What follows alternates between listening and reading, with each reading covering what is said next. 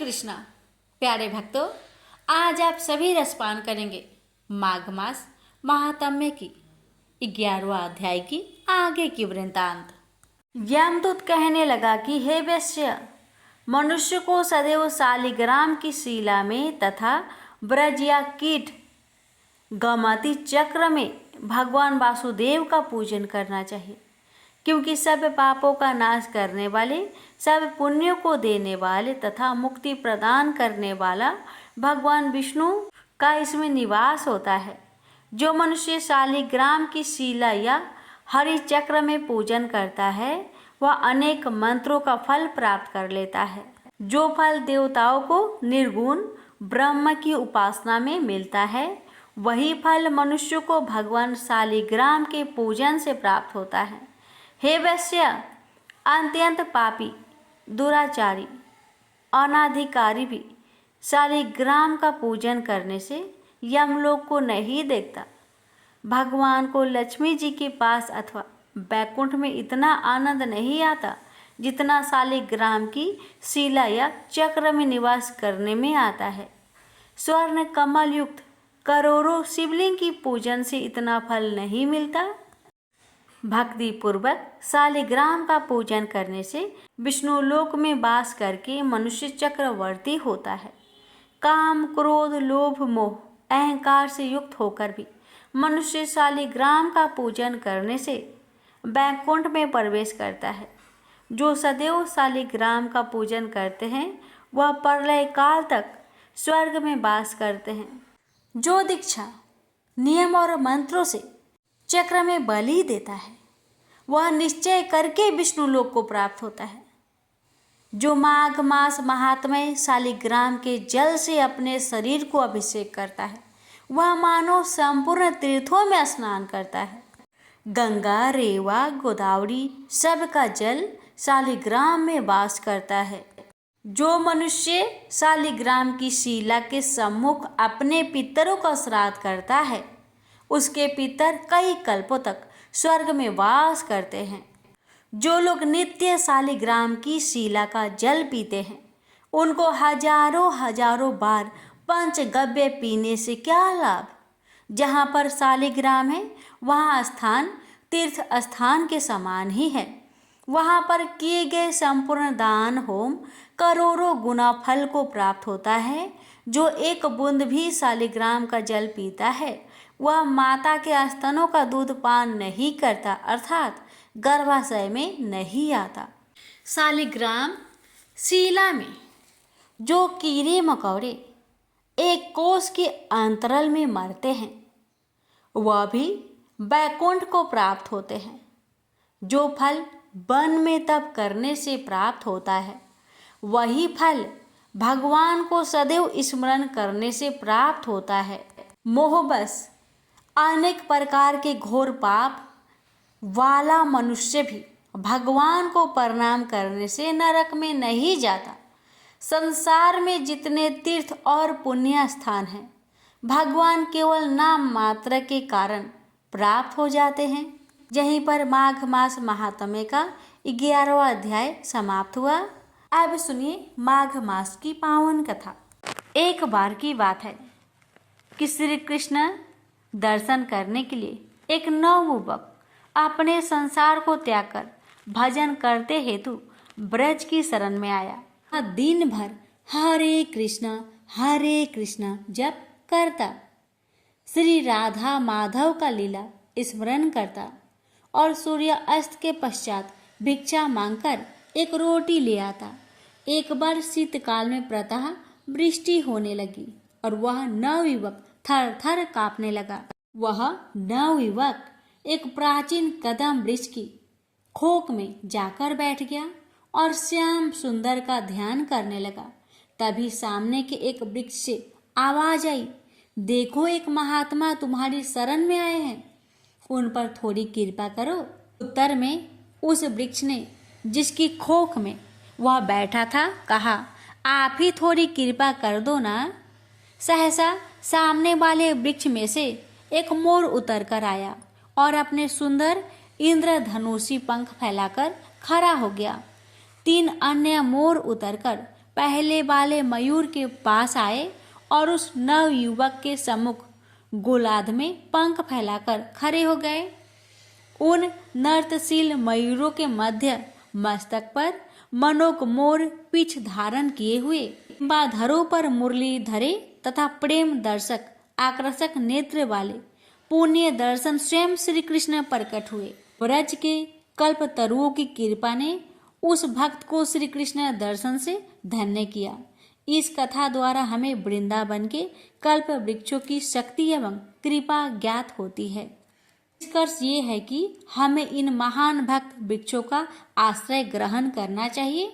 इन वृक्षों की शरणागत हो, अपने मन की बात कहो, अपनी समस्या बताओ, उनसे कृपा याचना करो, एक चमत्कार की प्रतीक्षा करो।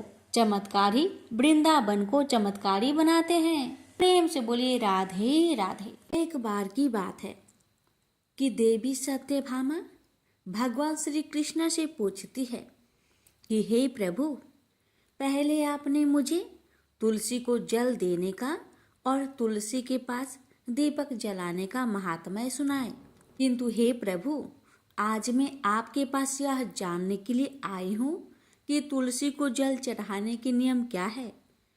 कौन सी स्त्री तुलसी को जल नहीं चढ़ा सकती है, इस विषय में मुझे ज्ञान दीजिए। भगवान श्री कृष्ण कहते हैं, हे सत्यभामा, आज तुमने बहुत ही उत्तम प्रश्न किया है। तुलसी को जल देने के महत्वपूर्ण नियम होते हैं। उन नियमों का पालन करते हुए ही तुलसी को जल देना चाहिए।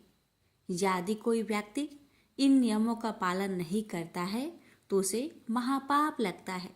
देवी लक्ष्मी उसके घर का त्याग करके चली जाती है। हे प्रिय, आज मैं उन 3 स्त्रियों के विषय में बताने जा रहा हूँ जिन्हें तुलसी को जल नहीं चढ़ाना चाहिए। इन स्त्रियों को तुलसी को जल देने का कोई शुभ फल प्राप्त नहीं होता है, उल्टा इनके द्वारा तुलसी को जल चढ़ाने पर उन्हें महापाप ही लगता है। तुलसी को जल चढ़ाने के नियम बताने से पूर्व हे देवी, मैं आपको सुनंदा ब्राह्मण का प्राचीन इतिहास सुनाता हूँ, जिसे आप ध्यान से सुनिए। जो भी स्त्री इस प्राचीन कथा का श्रवण करती है उसे तुलसी को 100 वर्ष तक जल देने का पुण्य प्राप्त होता है।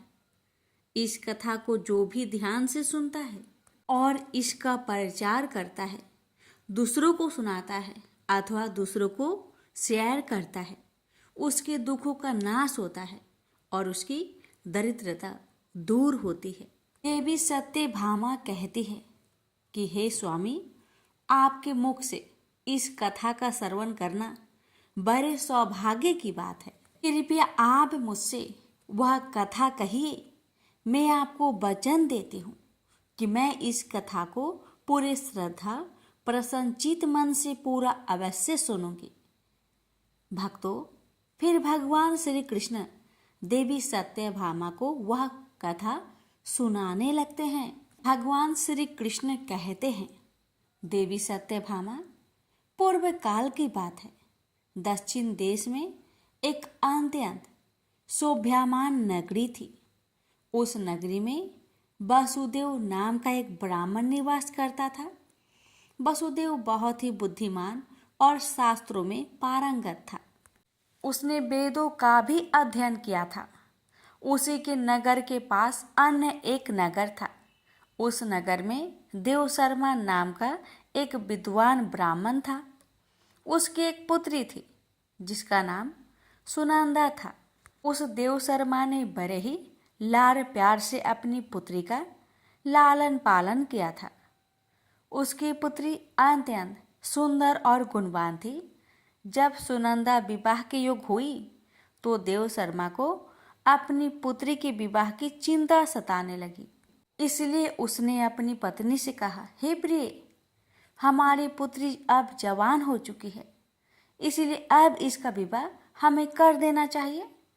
तब उसकी पत्नी कहती है, स्वामी, मेरी दृष्टि में एक विद्वान ब्राह्मण है जिसका नाम वसुदेव है। मैं तो कहती हूँ हमारी पुत्री का विवाह उन्हें श्रेष्ठ ब्राह्मण के साथ करा दी जाए। उनके साथ विवाह करके हमारी पुत्री सुखी जीवन व्यतीत करेगी। देव शर्मा कहता है, प्रिय, तुम ठीक कहती हो। मैंने भी वसुदेव जी के विषय में बहुत सुना हूँ। हम हमारी पुत्री का विवाह उन्हीं के साथ करेंगे। मैं कल ही उनके पास अपनी पुत्री के विवाह का प्रस्ताव लेकर जाता हूँ। फिर देव शर्मा अपनी पुत्री के विवाह का प्रस्ताव लेकर वसुदेव के घर पर जाता है। उस समय वसुदेव अपने माता पिता की सेवा कर रहा था। जब देव शर्मा वसुदेव को अपने माता पिता की सेवा करते देखता है तो उसे बड़ा आनंद होता है। वह सोचता है, अरे वाह, यह ब्राह्मण पुत्र तो कितना महान है। यह तो बड़ी प्रसन्नता से अपने माता पिता की सेवा कर रहा है। जब देव शर्मा को सदैव द्वार पर खड़ा देखता तो उनका स्वागत करता और कहता, हे वृषवर, पधारिए, आपका स्वागत है। कहिए मैं आपकी किस प्रकार से सहायता कर सकता हूँ। वसुदेव का अतिथि सत्कार देखकर देव शर्मा बहुत प्रसन्न हो जाता है। वह देखता है कि वसुदेव का घर अत्यंत पवित्र और शुद्ध होता है।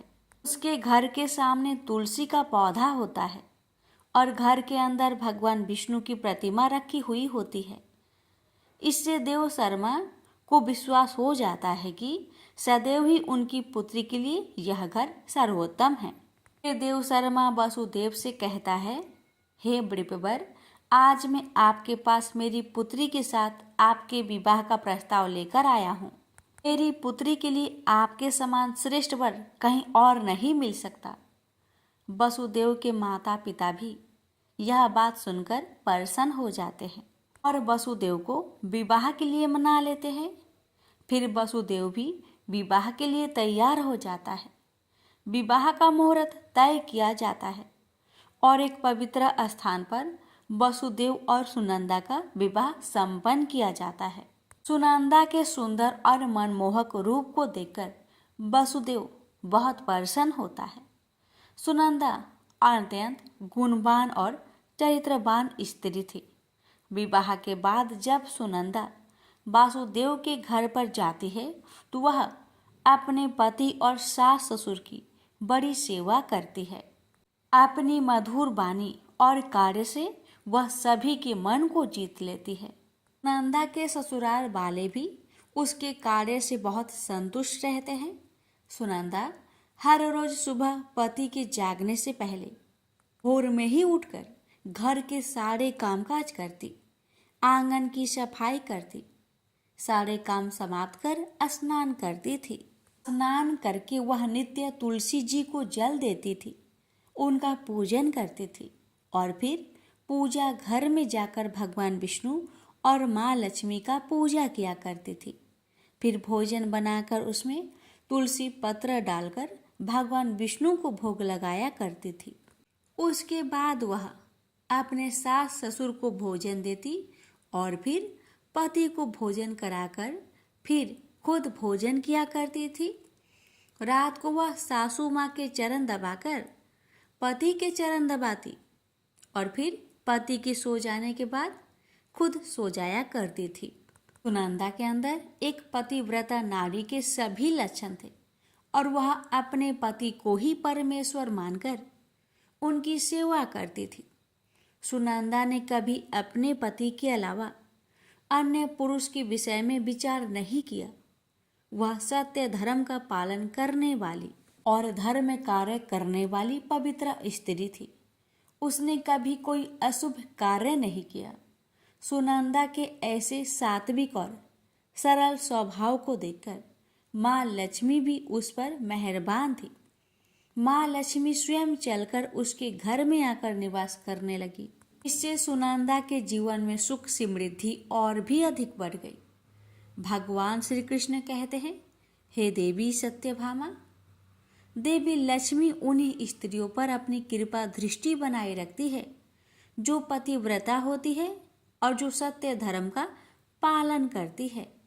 सुनंदा के अंदर भी सभी लक्षण थे जो एक श्रेष्ठ पतिव्रता नारी के अंदर होने चाहिए। लेकिन आगे मैं तुम्हें बताऊंगा कि सुनंदा की एक भूल के कारण देवी लक्ष्मी उसके घर को त्याग कर कैसे चली गई। एक दिन सुनंदा का पति अत्यंत कामातुर होकर सुबह स्नान करने के पश्चात सुनंदा के पास आया और उसने सुनंदा के साथ शारीरिक संबंध स्थापित किया, जिससे सुनंदा का शरीर अपवित्र हो गया। लेकिन सुनंदा का मन भी काम के प्रभाव में ही था, इसलिए वह अपने नित्य नियम को भूल गई। उसने पति के साथ संबंध बनाने के बाद बिना स्नान किए ही तुलसी को स्पर्श किया और उसे जल दे दिया, जिससे सुनंदा के शरीर में महामोह ने प्रवेश कर लिया। सुनंदा के सारे इंद्रियां तिलमिला उठे। सुनंदा के शरीर में महामोह ने प्रवेश करते ही देवी लक्ष्मी ने सुनंदा के घर को त्याग दिया और लक्ष्मी उस स्थान को चली गई। तब से सुनंदा के शरीर में निवास कर रहे उस महामोह ने उसे सभी धार्मिक कार्यों से वंचित कर दिया। इसका विपरीत प्रभाव सुनंदा के पति पर भी पड़ा और वह भी सदा कामातुर होकर सुनंदा के साथ विहार करने लगा। उसका मन सदैव ही काम वासना में लगा रहता था। फिर एक दिन सुनंदा के पति ने तो सभी सीमाओं का उल्लंघन किया और सुनंदा के मासिक धर्म के दौरान ही उसके साथ संबंध स्थापित किया, जिससे सुनंदा के शरीर में निवास कर रहा ब्रह्म हत्या का पाप उसके पति के शरीर में प्रवेश कर गया। हे देवी सत्यभामा, जब स्त्री मासिक धर्म से होती है तो उसके शरीर में 3 दिनों तक ब्रह्म हत्या का पाप निवास करता है, क्योंकि ब्रह्मा देव ने इंद्र के शरीर से ब्रह्म हत्या का पाप निकालकर वृक्ष, जल, अग्नि और अप्सराओं को ग्रहण करने के लिए कहा था। उस समय से स्त्रियों के शरीर में मासिक धर्म के दौरान ब्रह्म हत्या का पाप निवास करता है, और जो भी पुरुष मासिक धर्म के दौरान स्त्री को स्पर्श करता है अथवा उसके साथ संबंध बनाता है तो यह पाप उसके शरीर में प्रवेश कर जाता है। वही ब्रह्म हत्या का पाप सुनंदा के पति के शरीर के अंदर प्रवेश कर गया और वह जमीन पर गिर पड़ा। उसे तुरंत ही कोढ़ का रोग हो गया। उसका अंग अंग जलने लगा, उसके शरीर पर छाले पड़ गए और वह दर्द से चीखने लगा। हाय, मुझसे यह क्या अपराध हो गया। मेरे द्वारा भयंकर पाप हो गया है। मैंने सब कुछ जानते हुए भी महापाप किया है। अब मेरी रक्षा कौन करेगा। सुनंदा की सास तुरंत उस स्थान पर आ गई तो उसने देखा कि उसका पुत्र कोढ़ के रोग से ग्रासित होकर जमीन पर पड़ा है। क्रोध में आकर सुनंदा से कहने लगी, अरे पापिनी, तूने यह क्या कर डाला।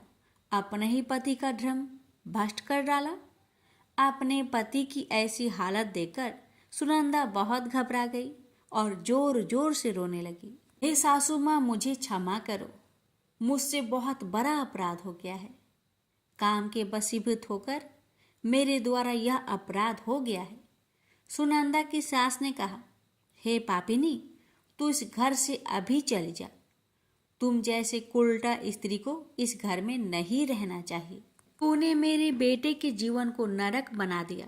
सुनंदा कहती है, हे सासू माँ, मैं कहाँ जाऊँ। मेरे पति के अलावा मेरा कोई नहीं है। उन्हें छोड़कर जीवित रह नहीं सकती। सुनंदा की सास कहती है, तू कहीं जाकर मर जा, लेकिन अब तू इस घर में निवास नहीं कर सकती। इतना कहकर सुनंदा की सास ने उसे धक्के मारकर घर से निकाल दिया। फिर सुनंदा दुखी होकर घर से निकल गई। उसे अपनी भूल पर बड़ा पछतावा होने लगा। उसे कुछ भी समझ में नहीं आ रहा था कि वह क्या करे। सुनंदा चलते चलते एक वन में जाती है। उसी वन में एक साधु का आश्रम होता है। तब वह उस आश्रम पर सहायता मांगने के लिए जाती है तो वहाँ पर कोई नहीं होता है। सुनंदा उसी आश्रम पर जाकर बैठ जाती है और अपने दोष के विषय में सोचते हुए दुखी होने लगती है। फिर कुछ समय बाद एक ऋषि उस आश्रम पर आते हैं जिनका वह आश्रम होता है। जब वे ऋषि एक स्त्री को अपने आश्रम पर दुखी बैठा हुआ देखते हैं तो आश्चर्यचकित हो जाते हैं और पास जाकर उस स्त्री से पूछने लगते हैं, हे कल्याणी, तुम कौन हो और किस कारण से इस स्थान पर अकेले बैठी हो? तुम्हारे दुख का क्या कारण है? तब वह स्त्री कहती है, हे मुनिवर, मेरा नाम सुनंदा है। मेरे द्वारा घोर पाप हो गया था। उसी कारण से अपने परिवार से बिछड़कर इस स्थान पर आई हूँ। वह ऋषि कहते हैं, हे देवी, ये क्या कह रही हो? तुमने कौन सा पाप किया है? मुझे विस्तार से बताओ, मैं तुम्हारी सहायता करने का प्रयत्न अवश्य करूँगा। सुनंदा कहती है, हे मुनिवर, मेरे द्वारा घोर पाप हो गया है। मासिक धर्म के दौरान मैंने पति के साथ संबंध बनाई। इसी कारण से मेरे पति कोढ़ रोग से ग्रस्त हो गए और दुख भोग रहे हैं। फिर ऋषि कहते हैं, बेटी, तुम चिंता मत करो। तुम्हारे द्वारा जो पाप हुआ है उसका प्रायश्चित करो, तुम्हें पाप से मुक्ति मिल जाएगी।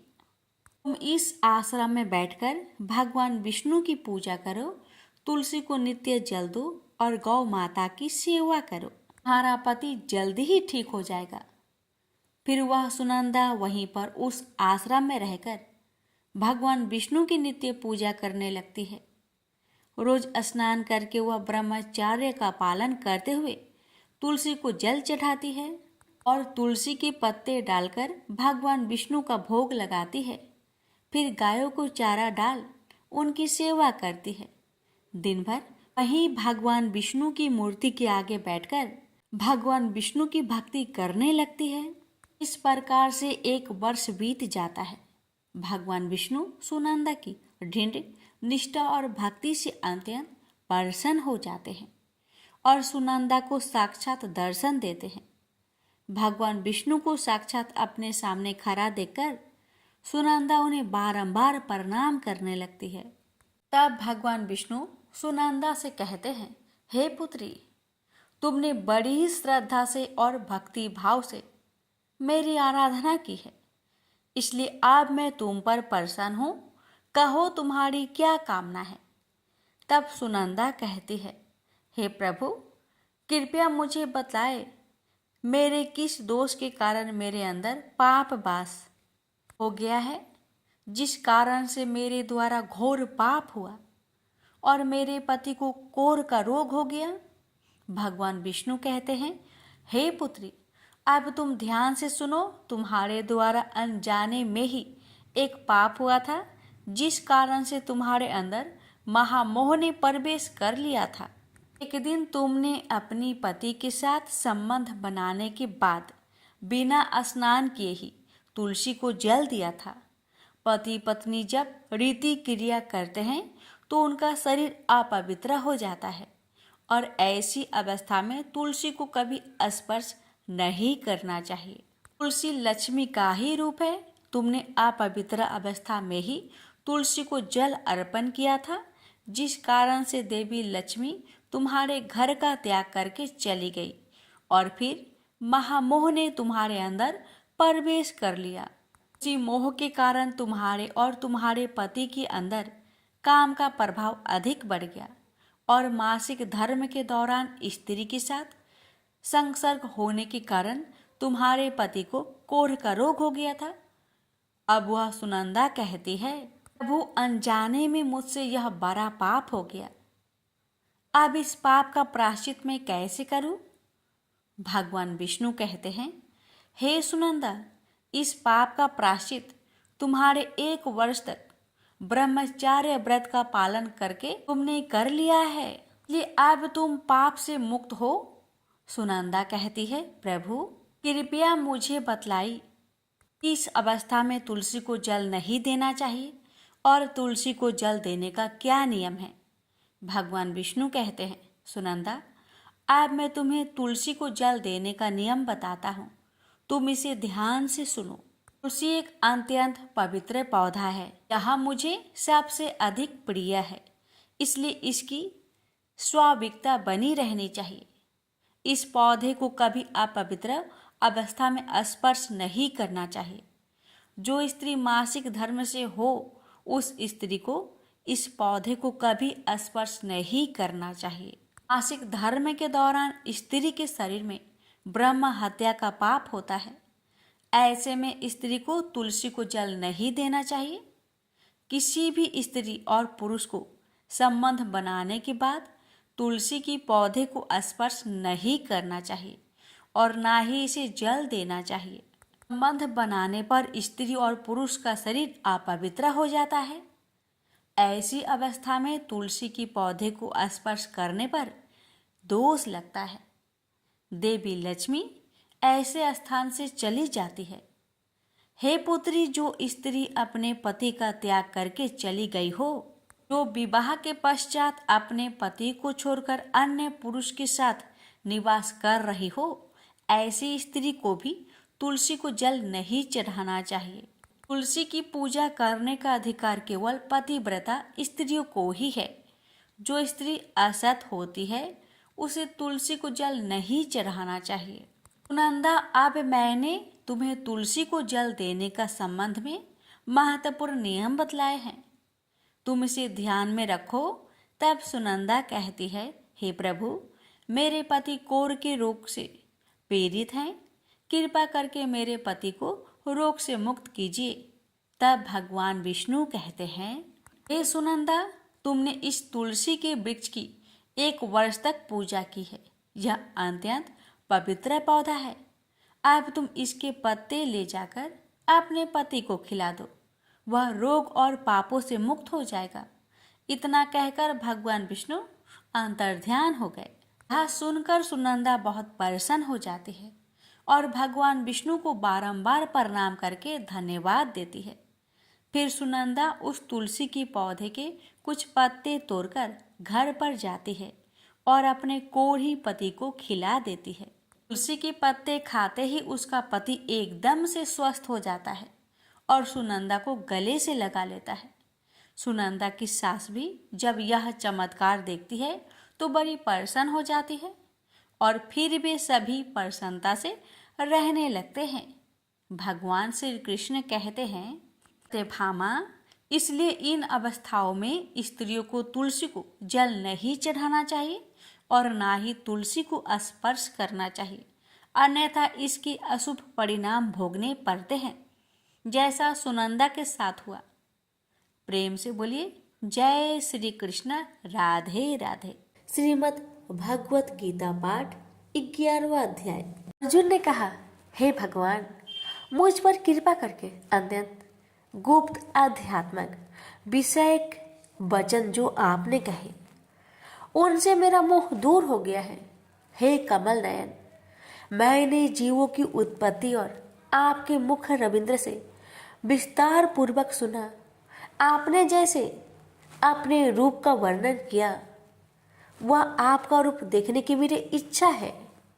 हे योगेश्वर, हे मधुसूदन, आप यदि मुझे उसके देखने योग्य समझे तो आप अपना वह अव्यय रूप मुझे दिखाइए।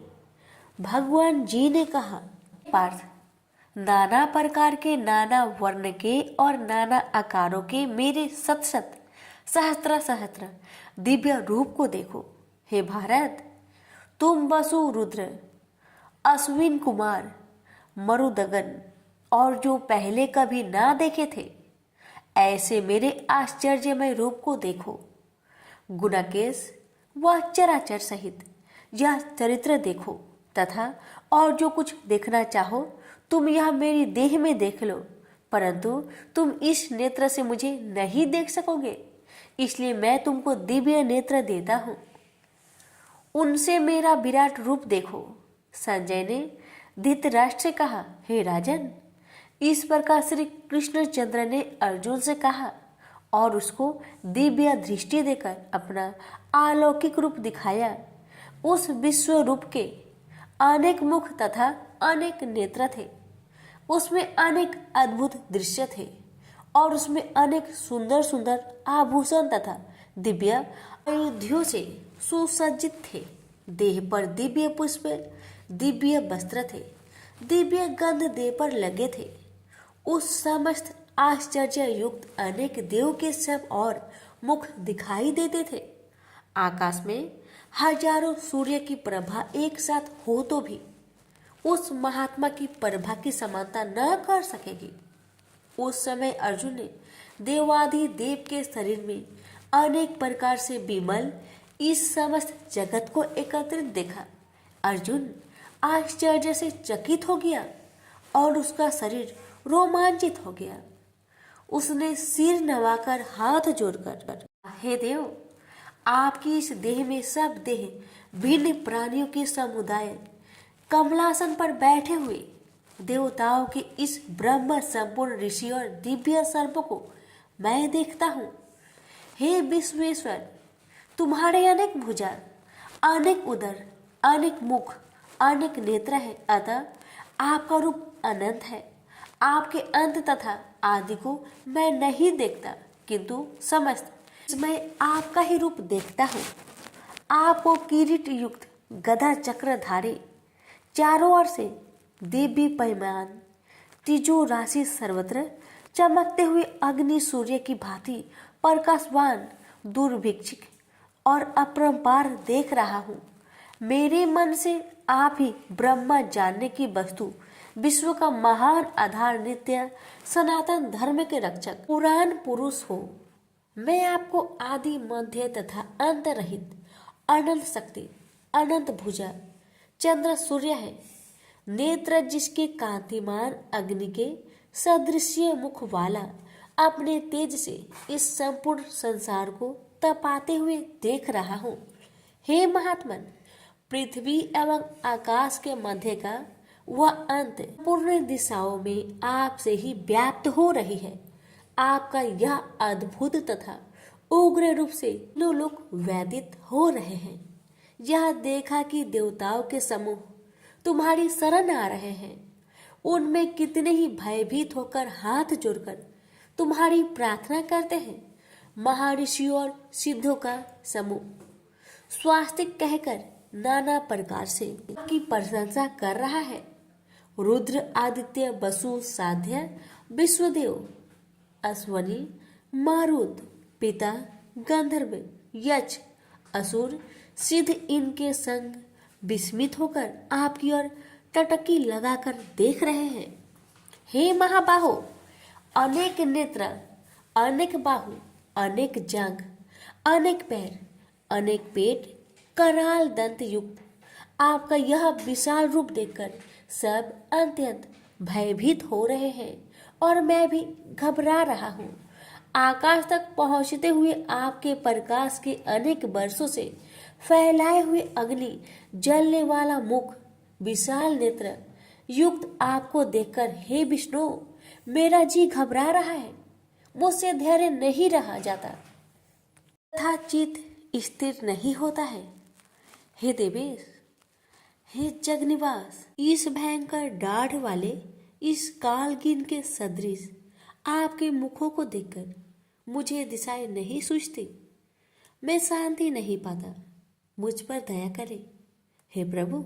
धृतराष्ट्र के दुर्योधनादिक पुत्र अपने साथ अनेक राजाओं सहित तथा भीष्म, द्रोण, कर्ण हमारी ओर के मुख्य मुख्य योद्धा बड़ी बड़ी दाढ़ों से युक्त आपके विकराल मुख में शीघ्रता से प्रवेश कर रहे हैं तथा उनसे आपके ही लोग आपके दांतों में दबकर ऐसे दिखाई देते हैं मानो उनका शरीर चूर्ण हो गया है। ऐसे नदियों की अनेक धाराएं जब समुद्र की ओर बहती है, वैसे ही ये मनुष्य लोक के वीर आपके प्रज्वलित मुखों में प्रवेश कर रहे हैं। ऐसे अग्नि में पतंग गिरते हैं, वैसे ही ये लोग भी आपके नाश के लिए आपके मुख में बड़ी तेजी में प्रवेश कर रहे हैं। हे विष्णु, जलते हुए मुखों की चारों ओर से सब वीरों को निगलकर आप होठ चाट रहे हैं। आपके तीक्ष्ण प्रभाएं समस्त संसार को तेज से व्याप्त कर रही है। यह भयानक रूपधारी कौन है? यह मुझसे कहो। हे देवेश्वर, आपको नमस्कार है। मुझ पर प्रसन्न होइए। हे जगकर्ता, आदि पुरुष, आपको जानने की मैं इच्छा रखता हूँ, क्योंकि आप ही यह प्रकृति मेरी समझ में नहीं आती। श्री भगवान बोले, संसार का नाश करने वाला मैं उग्र काल हूँ, समस्त जनों का संहार करने के लिए आया हूँ। तुम्हारे युद्ध न करने पर ये वीर जीवित नहीं रह सकेंगे, अतः तुम उठो, शत्रुओं के संहार यश को लेकर इस समृद्धिशाली राज्य का भोग करो। हे सभ्य साचिन, उनको मैंने पहले ही मार रखा है, तुम केवल निमित्त मात्र हो जाओ। मेरे मारे हुए द्रोण, भीष्म, जयद्रथ, कर्ण और अन्य योद्धाओं को मारो, घबराओ मत, तुम युद्ध में शत्रुओं को जीतोगे। संजय ने कहा। इस प्रकार श्री कृष्ण जी के वचन सुन मुकुटधारी अर्जुन हाथ जोड़कर कंपित और भयभीत हुए साष्टांग प्रणाम कर नम्रता पूर्वक कहने लगा, हे ऋषिकेश, आपके गुणगान करने से संसार प्रसन्न और प्रेम मग्न हो रहा है। राक्षस डरकर दिशाओं की ओर भागते हैं तथा सिद्ध आपको नमस्कार करते हैं। हे महात्मन, हे अनंत, हे वशिष्ठ देव, हे जग निवास, आप ब्रह्मा से भी श्रेष्ठ हो। आपको देवता क्यों ना नमस्कार करें। व्याप्त भी आप हो। हे अनंत रूप, आप आदि देव हो, पुरातन पुरुष हो, विश्व की परम आधार हो, ज्ञाता तथा श्रेष्ठ हो। श्रेष्ठ स्थान आप हो, विश्व का विस्तार करने वाले आप हो। आपकी महिमा को ना जानकर मैंने आपको अपना मित्र मानकर हे कृष्ण, हे सखे, ऐसा जो तिरस्कार से कहा सो प्रमोद से तथा स्नेह से हे अच्युत, आप प्रियमय रूप आपसे इन बातों की क्षमा मांगता हूँ जो कि मैंने परिहास से विहार सोते बैठते और भोजन समय अकेले अथवा मित्रों के मध्य में आपका अपमान किया है। आप इस स्थान जंगल रूप लोक के पिता, पूज्य और महान गुरु हो। त्रिलोकी में भी आपके समान कोई नहीं है। आपसे अधिक अतुल प्रभाव कहाँ से होगा। इसीलिए स्तुत्य इस आपसे सिर झुकाकर प्रणाम करके यही प्रार्थना करता हूँ कि मुझ पर कृपा करें।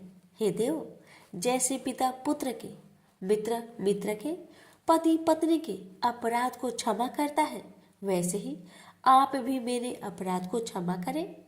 हे देव, जो पहले कभी नहीं देखा ऐसा आपका रूप देखकर मैं प्रसन्न हूँ, परंतु भय से मेरा मन व्याकुल है, इसलिए वही पहला रूप मुझे दिखाइए तथा हे देवेश, हे जगनिवास, आप प्रसन्न हो जाइए। हे शस्त्र बाहु, विश्वमूर्ति, मैं फिर आपको वही किरीट, गदा और हाथ में चक्र धारण किए हुए देखना चाहता हूँ। श्री कृष्ण भगवान ने कहा, हे अर्जुन, मैंने प्रसन्न होकर यह तेजोमय अनंत आद्य विश्व रूप अपने योग के प्रभाव से तुमको दिखलाया है, जिसको तुम्हारे अतिरिक्त इससे पहले किसी ने नहीं देखा था। मेरा ऐसा भयानक रूप देख तुम व्याकुल और मूढ़ न हो। भय त्याग, प्रसन्नचित होकर फिर तुम मेरा वही रूप देखो। संजय ने कहा। इतना कहकर श्री कृष्ण फिर चतुर्भुज और सौम्य रूप धारण कर कृष्ण ने अर्जुन को, जो भयभीत था, धीरज बधाया। अर्जुन ने कहा, हे जनार्दन, आपके सौम्य दिव्य मंगल रूप को देखकर मैं प्रसन्नचित होकर स्वस्थता को प्राप्त हुआ। श्री कृष्ण बोले, हे पार्थ, मेरा जो विश्व रूप तुमने देखा है, इसका दर्शन संभव नहीं। देवता भी उस रूप की आकांक्षा करते हैं। हे अर्जुन, जैसा मेरा रूप तुमने देखा है, ऐसा रूप को वेदा, ध्यान, तप, दान व यज्ञ आदि कर्म द्वारा भी देखना असंभव है। जो कोई मनुष्य मेरी ही भक्ति के लिए कर्म करते हैं, मुझको ही सर्वोत्तम मानते हैं, मुझ में ही भक्ति रखते हैं, सब सांसारिक सुखों से विमुख हो चुके हैं, संपूर्ण प्राणी मात्रा से वैर त्याग चुके हैं, वे ही मुझको प्राप्त कर सकते हैं। प्रेम से बोलिए श्री कृष्ण भगवान की जय। सुनिए 11वां अध्याय की महात्म्य। श्री भगवान जी बोले, हे लक्ष्मी, अब 11वें अध्याय का महात्म्य सुनो। एक तुंगभद्र नामक नगर था, जिसके राजा का नाम सुखानंद था। वह श्री लक्ष्मी नारायण की बहुत सेवा करता था। वहाँ एक ब्राह्मण बड़ा धनवान, विद्वान एवं पंडित भी रहता था। उस ब्राह्मण का नियम था, वह नित्य श्री गीता जी के 11वें अध्याय का पाठ करता था। ऐसे ही सेवा करते करते बहुत काल व्यतीत हुआ। एक दिन राजा घर को गया। उस दिन बहुत से अजीत देशांतर फिरते फिरते उस नगर को आए। अतीतों ने राजा से जगह मांगी। राजा ने बड़ी हवेली खुलवा दी। वहां अतीत उतरे। राजा ने सीधा दिलवाया। रसोई पाकर अतीत बड़े प्रसन्न हुए और अमृत तुल्य वचन बोले। राजा उनके दर्शन को गया। राजा का बेटा भी साथ था और कई भृत्य भी साथ थे। राजा उस हवेली में गया जहाँ महंत ठहरा हुआ था। उसके साथ राजा बातचीत करने लगा और राजा का पुत्र खेलने लगा। वहाँ एक प्रेत रहता था। उस प्रेत ने राजा के पुत्र को मार डाला। चाकरों ने राजा को खबर दी। राजा यद्यपि सेवा व कथा श्रवण करता था, परंतु पुत्र के मोह से राजा के मन में दुर्बुद्धि आ गई। राजा बोले, हे संत जी, आपका दर्शन आपको बहुत फला है। एक पुत्र था, वह भी प्रेत ने मार दिया। तब संत बोले, हे राजन, चलो देखो कहाँ है तेरा पुत्र। राजा, ब्राह्मण, महंत सभी वहां आए जहाँ राजकुमार मरा पड़ा था। तब ब्राह्मण ने कहा, अरे प्रेत, तू उस लड़के पर कृपा दृष्टि कर जिससे यह लड़का जी उठे, और मैं तुझे गीता जी की 11वें अध्याय का पाठ सुनाता हूँ। तू उसे श्रवण कर, इससे तेरा कल्याण होगा। अब तू पिछले जन्म की बात कह। तब प्रेत बोला, मैं पूर्व जन्म में ब्राह्मण था। इस ग्राम के बाहर हल जोतता था। वहां एक दुर्बल वृप आया था, उस खेत में गिर पड़ा। उसके शरीर से रुधिर निकला। तब एक चील ने उसका मांस नोच खाया। मैं बैठा देखता था। मेरे मन में दया न आई जो वृप को चील से छुड़ा दूं। इतने में एक और वृप आया।